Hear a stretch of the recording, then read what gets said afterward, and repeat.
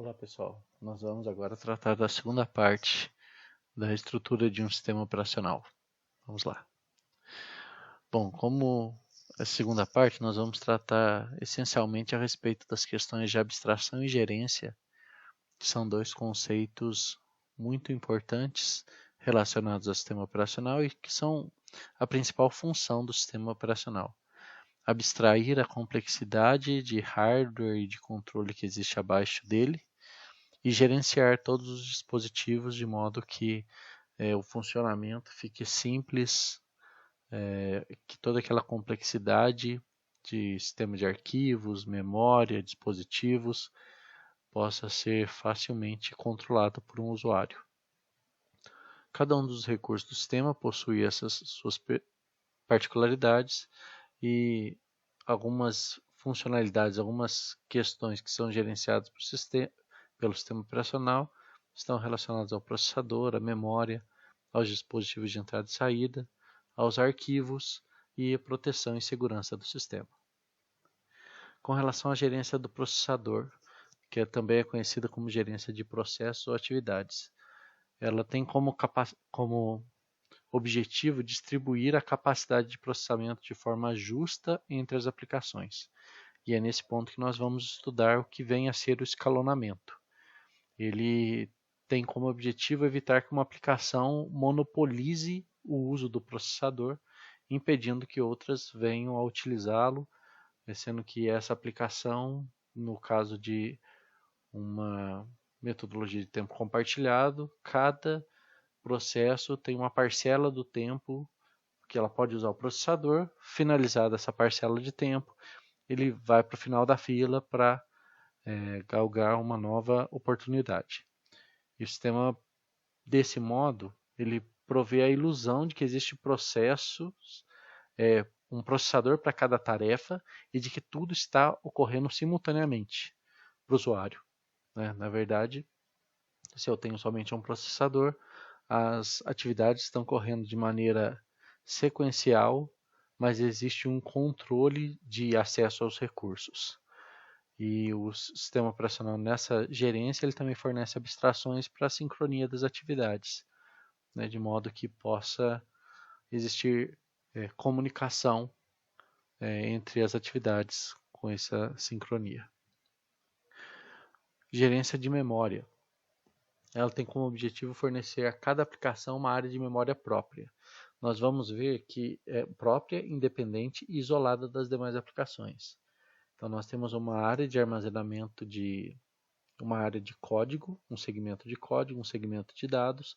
Cada processo ele vai ter a sua área, região própria de memória, no qual ele tem controle. Existe uma região que pode ser compartilhada, existem regiões que não podem ser compartilhadas ou sequer alteradas. Nós vamos, nessa parte de gerência de memória, analisar também algumas questões como memória principal, memória virtual, como o sistema operacional gerencia todas essas questões. Essa gerência de memória, ela melhora a estabilidade e segurança do sistema. A segurança no sentido de que garante que cada processo tenha as suas informações íntegras durante toda a execução do processo. Caso o processo perca a oportunidade, porque venceu o tempo de processamento, perca a oportunidade de continuar no processador, todo o seu contexto é carregado, salvo, de maneira que ele não perca o processamento e que também outros processos não tenham acesso às informações dele. Uma importante abstração, como diz o slide e eu já mencionei, é a questão de memória virtual, que desvincula os endereços de memória e faz uma relação entre endereços lógicos, físicos. Existem as páginas, Quando nós chegarmos nesse assunto, vai ficar mais claro para vocês como esse procedimento ocorre. Nós temos também a gerência de dispositivos, que envolve o controle e a gerência de tráfego de informações. Existem muitos problemas relacionados a acesso a periféricos, acessos indevidos, questões de padronização mesmo, que os drivers que vão gerenciar, na gerência de dispositivos, o sistema operacional aborda, controla e gerencia todas essas questões que nós veremos também no tópico entrada e saída. E na gerência de arquivos é um outro item, que é a gerência dos dispositivos de armazenamento, de modo que as abstrações de arquivos e diretórios possam ser utilizadas de maneira simples pelo usuário, independente do tipo de sistema de arquivos que estejam sendo utilizados. O sistema operacional experimental no Plan 9, todos os recursos do sistema eram vistos como arquivos, né?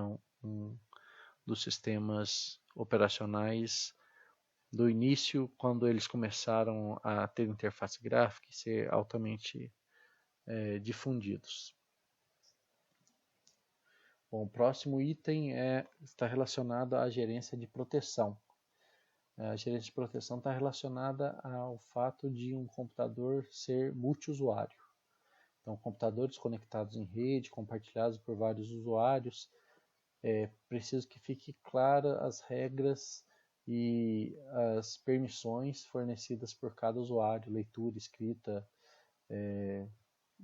grupos, né, para proteger os recursos contra acessos indevidos, né? É preciso definir usuários e grupos de usuários, disponibilizar procedimentos de autenticação para esses usuários, definir também regras de controle de acesso aos recursos, né, e registrar os recursos que os usuários estão utilizando.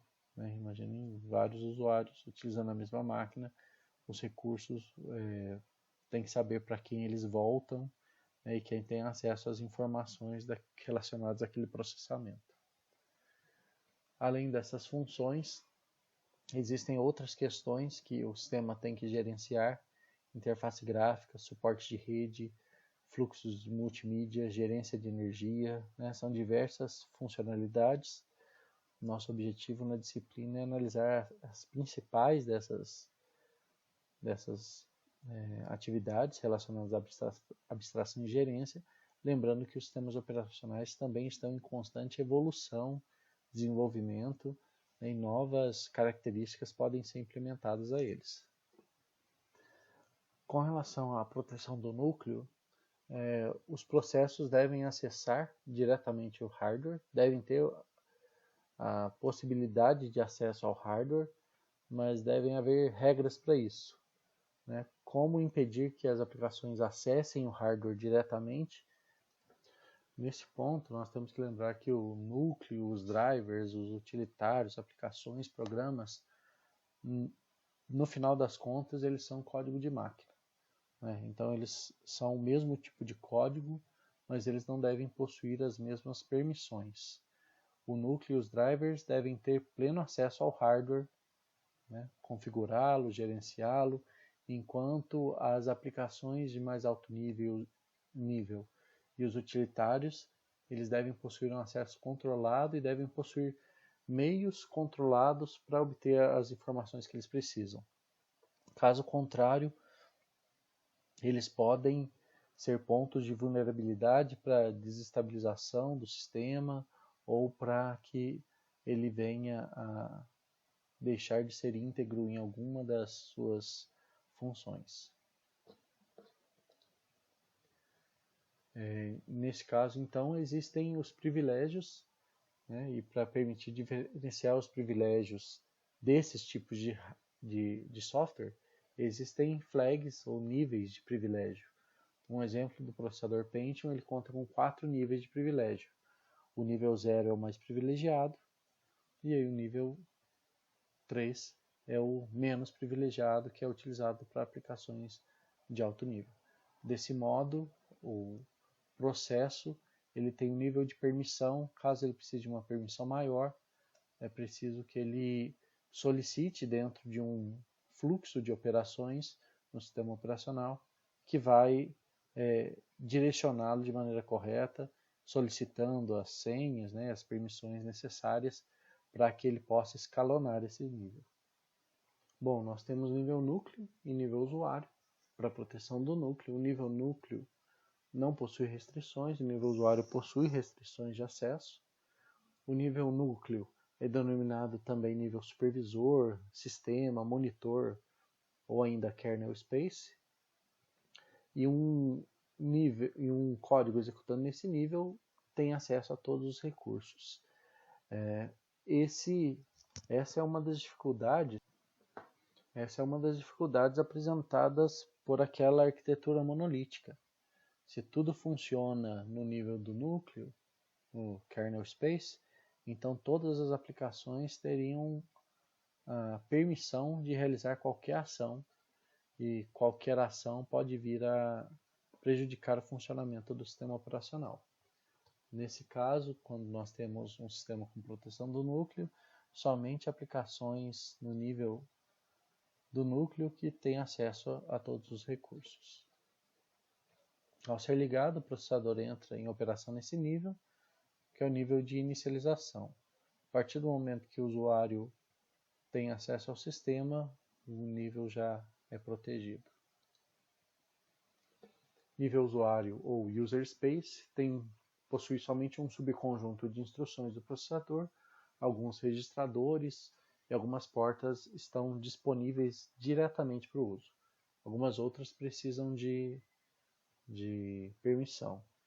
Por que isso? Porque existem instruções perigosas, como halt, que para o processador, reset, que inicia o processador, e qualquer tipo de programa, né, ou usuário que instalou um programa sem o conhecimento, um programa malicioso, o programa nesse nível teria a oportunidade de realizar diversas ações na máquina.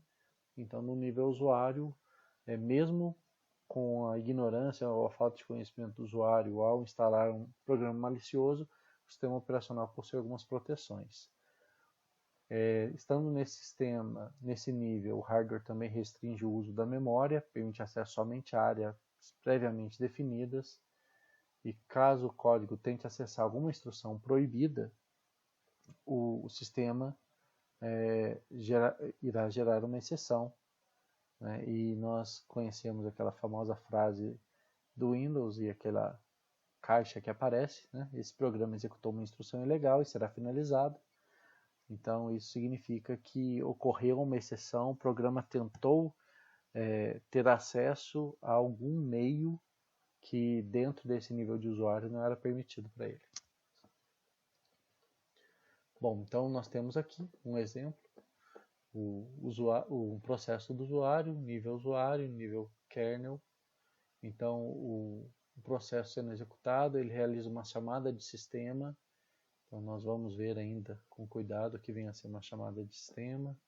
Essa trap muda o modo de bit 1 para bit 0, significa que ele ganha então permissão para execução. Ele executa a chamada de sistema, após a execução dessa chamada, ele retorna para o nível de permissão de usuário. Então existem essas permissões para o acesso ao hardware, mas elas são controladas, vai depender do aplicativo, depender do nível de permissão, de senhas, né, e outras ferramentas que são usadas aí para a proteção do sistema durante a execução. Então, o que vem a ser chamada de sistema? Uma chamada de sistema é o modo pelo qual um programa, uma aplicação em nível usuário, consegue ter acesso a funcionalidades, recursos que precisam de mais privilégios. Então, uma interface de programação para serviços fornecidos por um nível mais alto de privilégio pelo sistema operacional. Ela normalmente é escrita em uma linguagem de alto nível, C ou C++. Na maioria das vezes, ela é acessada via uma API de alto nível. Né? Lembra que a API, o objetivo da API é padronização, então facilita a utilização do sistema através das APIs. E as 3 APIs mais comuns são o Win32, POSIX e o Java API para máquina virtual. E aí, por que usar APIs em vez de chamadas de sistema? Né? Eu já acabei de responder isso. Só vou mostrar para vocês aqui um exemplo, né, das APIs aqui para controle de processo, para manipulação de arquivos, de dispositivos, para informações de manutenção do sistema, comunicação e proteção. Então, para que eu crie um processo no Windows, existe essa chamada, no Unix é o fork. Para que eu saia de um processo, né, o exit, para esperar por um objeto, para criar um arquivo, lê-lo, escrever nele e fechar o manipulador do arquivo. Então, para todos eles nós temos essas chamadas, essas funções que são chamadas de sistema para realizar operações. E aí, por que usar APIs em vez de chamadas de sistemas? Primeiro item importante é a portabilidade. Nós temos independência da plataforma. Então, nós temos quais APIs são as principais? A Windows 32 para Windows, a POSIX para Linux e a Java para as máquinas virtuais Java. Caso eu não utilizasse as APIs, eu deveria ter um conhecimento, falando de distribuições Linux, de todas as peculiaridades do sistema, para que eu fizesse as chamadas de sistema diretamente de acordo com como o sistema foi desenvolvido. A API ela cria uma padronização para isso, facilitando o acesso, que é o que o segundo item diz, esconde a complexidade inerente às chamadas do sistema. A API simplifica o processo e acrescenta funcionalidades que otimizam o meu desempenho. Então, por isso, não é proibido e não é impossível usar chamadas de sistema, mas as APIs elas facilitam o uso e o controle de várias funcionalidades no sistema operacional. Bom, aqui nós temos um exemplo de uma API, então a aplicação do usuário precisa abrir um arquivo, então ela realiza a chamada open vai ter um vetor ou uma função que é executada a partir dele, né? Então, open, o que o open faz? Então, implementa, aí até aqui nós temos dentro dessa chamada da API, a implementação da chamada de função open. E ela realiza a abertura do arquivo, por exemplo. Ao finalizar a abertura, devolve o comando para o resultado para a aplicação do usuário e ele volta para a atuação em modo usuário. Aqui um outro exemplo de chamada de sistema, então eu tenho um arquivo fonte, um arquivo destino, e eu quero realizar uma cópia do conteúdo de um arquivo para o outro. Então o que eu faço? A chamada de sistema, ela pega o nome do arquivo de origem, escreve no prompt, acessa esse arquivo, pega o nome do arquivo de saída, também acessa, abre o arquivo de entrada, se o arquivo não existe, ele aborta, cria o arquivo de saída, se ele existe, aborta essa função, ele realiza um loop. O que ele faz nesse loop? Ele lê o arquivo fonte e escreve no arquivo destino, lê o arquivo fonte e escreve no arquivo destino. Ele faz isso até a leitura falhar, ou então até o end of file, EOF. Ao terminar o arquivo, ele fecha o arquivo de saída, escreve a mensagem na tela que o processo foi executado com sucesso e termina normalmente. Então, só para vocês verem que uma chamada de sistema possui uma sequência de funções e de verificações grande. Uma API com um comando de copy já facilita bastante a nossa vida. Essa função, que ela retorna um valor, que é verdadeiro ou falso, o nome da função, readFile, C, nós temos um manipulador, um buffer, os arquivos, as variáveis para leitura e a variável de controle que indica a entrada e saída. Então, handleFile é o arquivo a ser lido, o LP-Void é o buffer onde os dados são lidos e gravados. Aqui são os números, o número de bytes a ser lido no buffer e o número de bytes lidos durante a última leitura. Então, esses são os parâmetros de controle para o funcionamento dessa função. Com relação às chamadas, nós temos aqui, relembrando, o modo kernel e o modo usuário. e aqui para cima, né, as funções demais do usuário. Então, no modo kernel, para o sistema operacional Unix, nós temos gerenciamento de processos, de memória, sistema de arquivo, I/Os, etc. Eles só são acessados através de chamadas de sistema. Nós temos as bibliotecas padronizadas, né, do usuário, Open, Close, Read, Write, Fork e outras. Nós temos outras bibliotecas, né, de usuário, ou programas utilitários do usuário que acessam essas bibliotecas, o shell, editores, compiladores e assim por diante.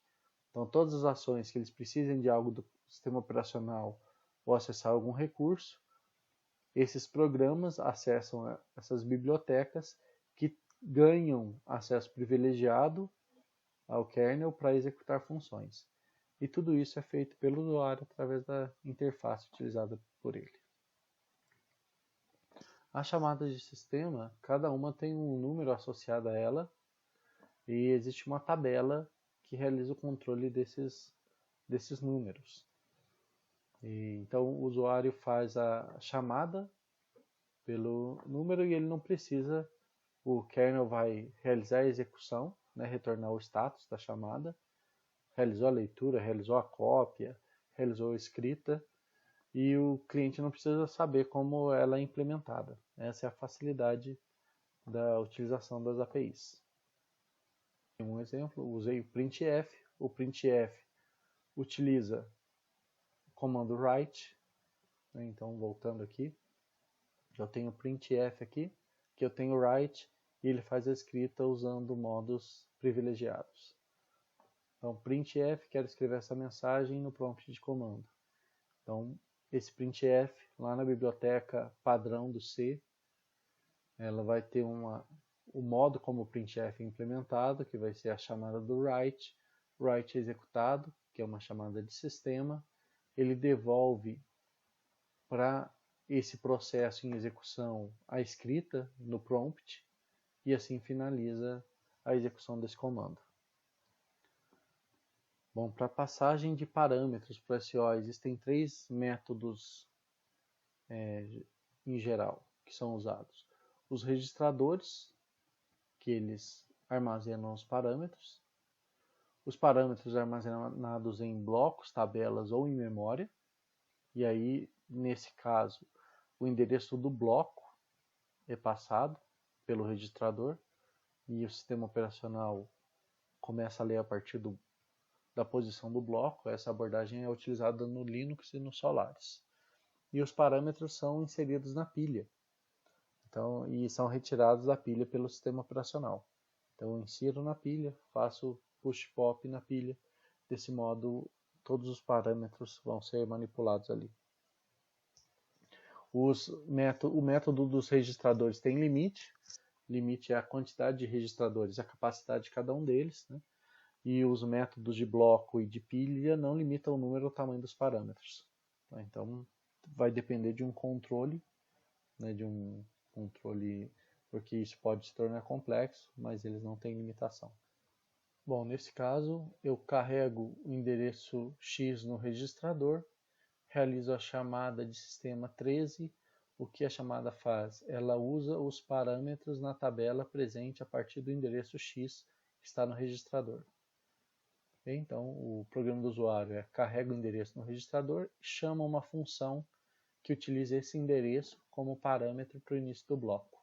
O sistema operacional, a partir dessa chamada de sistema, usa os parâmetros, que é o parâmetro dentro desse registrador, como endereço para a tabela e executa a função a partir dali.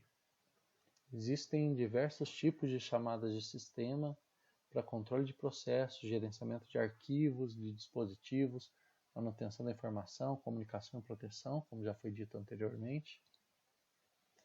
Para processos, nós temos end, abort, load, execute e todos esses mais. Alguns exemplos de gerenciamento de arquivos, create, delete, open, close.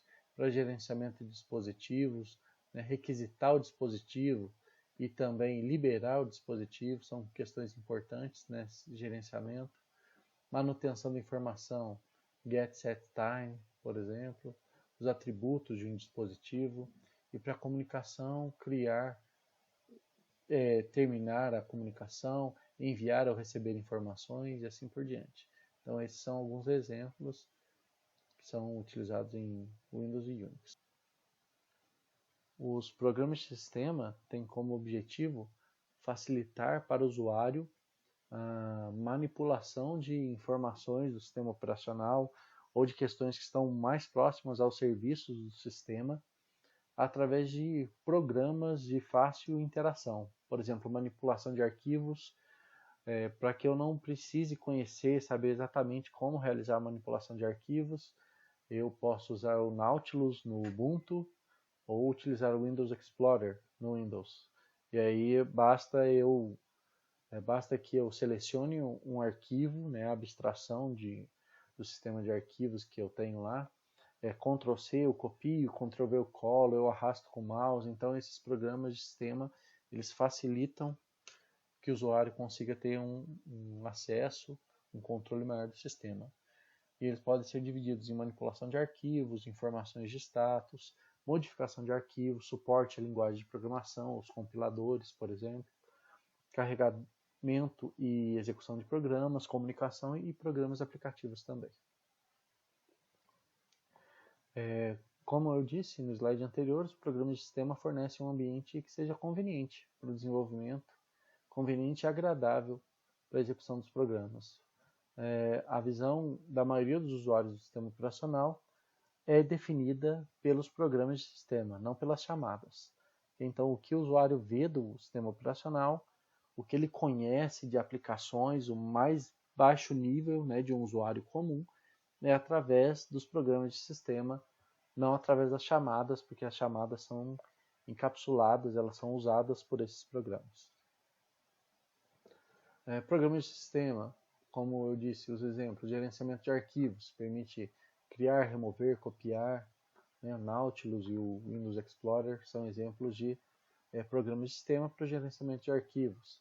Informações de status, né? Fornece informações de data, hora, quantidade de memória, espaço em disco, número de usuários. Esses programas formatam e geram a saída no terminal ou em dispositivos de saída, né? Você pode usar o terminal, o prompt de comando para ter acesso a essas informações também. E alguns sistemas implementam um registro onde pode ser lida toda essa informação com relação à instalação do sistema e o seu funcionamento. Com relação à modificação de arquivos, tem os editores de textos que criam, modificam arquivos, acessam o sistema de arquivos, né, carregam arquivos com extensões diferentes, suporte às linguagens de programação, os compiladores, montadores, assemblers, os depuradores e interpretadores. Né? Quando você cria um código, ele já cria a definição para um espaço de código, de texto, né? De código, de dados, e já realiza toda essa preparação para o armazenamento do seu programa objeto.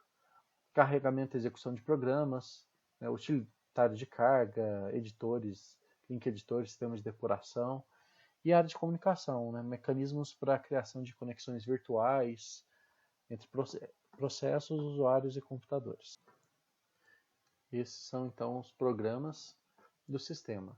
E implementação e projeto de sistemas operacionais. Então, como nós falamos em slides anteriores, os sistemas operacionais eles estão em constante evolução, porque eles devem acompanhar a evolução do hardware, dos dispositivos, a conectividade e tudo mais. Então existem algumas questões que nós vamos analisar aqui que estão relacionadas à necessidade de implementação, melhoria dos projetos. O projeto e a implementação são afetados pela escolha do hardware e do tipo de sistema. Nós temos que analisar o seguinte: existem, a princípio, dois objetivos, os objetivos do usuário e do sistema. Quais são os objetivos de um usuário do sistema operacional? Para o usuário, o sistema deve ser conveniente, deve ser de fácil aprendizado, deve ser confiável, seguro, rápido, deve ter portabilidade para outras máquinas, deve ter alguma compatibilidade com funções que o usuário aprendeu anteriormente, né? Essas são questões que são importantes para o usuário. E para o sistema, o que é importante? Ele deve ser de fácil projeto, de fácil implementação e manutenção, ao mesmo tempo que ele deve, de certo modo, ser fácil nesses pontos, ele tem que ser flexível, confiável, livre de erros, deve possuir sistemas para encontrar os erros para que permitam a fácil correção e ele deve ser eficiente. Então, vocês vejam que esses requisitos por parte do usuário do sistema tornam o desenvolvimento, a implementação, né, e inicialmente o projeto de um sistema operacional algo complexo. Para esse desenvolvimento, então, aí são levados em consideração, além desses objetivos do usuário do sistema, dois princípios, que são a política e o mecanismo. Políticas e mecanismos vão auxiliar o desenvolvimento do sistema. E o que vem a ser política? A política do mecanismo, ela representa o que será feito. E o mecanismo representa como isso será feito. Então, mecanismos determinam como fazer algo e políticas determinam o que será feito. A separação entre a política e o mecanismo é um princípio muito importante que permite essa flexibilidade que nós discutimos no slide anterior. Então, eu tenho o que será feito, como será feito. A maneira como isso será feito, será desenvolvido, pode depender muito da tecnologia, do hardware, da mudança. Mas eu posso manter a política alterando os mecanismos de modo que em um nível mais alto de abstração o usuário nem sinta a diferença de um novo sistema, de uma nova tecnologia que ele está usando. Aqui um exemplo de estruturas mais simples nesse desenvolvimento, por isso é importante nós estudarmos a história dos sistemas operacionais, como nós fizemos brevemente em aulas anteriores. O MS-DOS foi escrito para fornecer mais funcionalidade em menos espaço, não foi dividido em módulos, ele é um exemplo de estrutura em camadas, então tem os device drivers aqui na BIOS, depois eu tenho os device drivers do DOS, o programa residente e os programas de aplicação. Aqui um exemplo da estrutura de um Unix tradicional. Então eu tenho a interface do kernel com o hardware, então eu tenho os controladores, os dispositivos, né, os controladores de memória, de dispositivos, de terminal. Eu tenho aqui o meu kernel, onde eu tenho os meus sinais, os meus drivers, o sistema de arquivos, escalonamento, memória virtual, paginação. Eu tenho as chamadas de sistema. Tenho nesse nível os shells, os comandos, compiladores, interpretadores, as bibliotecas de sistema, que são aquelas bibliotecas que realizam a manipulação das chamadas de sistema para o acesso mais privilegiado. E nós temos nesse último nível, o nível do usuário.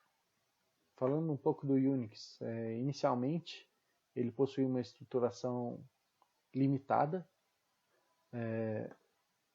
Ele consiste de duas partes separadas, os programas do sistema e o kernel.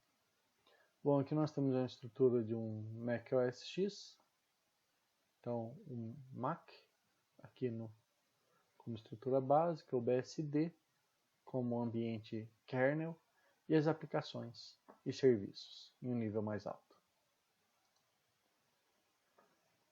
Bom, falando de uma estrutura de um sistema com microkernel, como foi apresentado, o microkernel ele remove os componentes não essenciais do kernel e implementa como programa de sistema e de nível de usuário. Então nós temos somente o essencial no microkernel. A comunicação entre os módulos ocorre através de passagem de mensagens. Alguns benefícios desse sistema, que fica mais fácil estender o microkernel.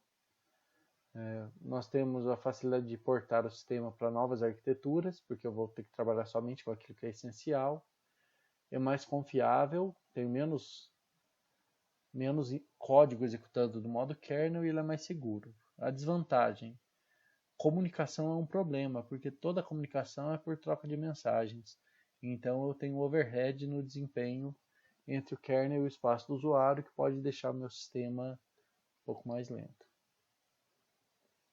A maioria dos sistemas operacionais modernos implementam alguma abordagem de microkernel que seja orientada a objetos, onde cada componente é separado e a comunicação de cada módulo é carregado quando necessário dentro do kernel.